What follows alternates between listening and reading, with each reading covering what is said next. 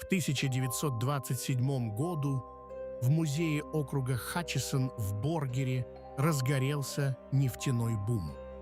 Сегодня здесь слышат невидимые шаги. Гости и сотрудники отмечают стук по пустым коридорам.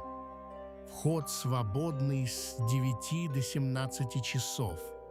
В зале с артефактами раздается отрывистый кашель. Ветер в углу словно выхватывает старинный свист.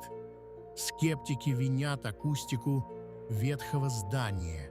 Мистики называют это голосами первых нефтяников.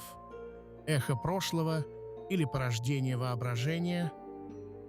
Ставь лайк, если хочешь больше таких историй, и подписывайся.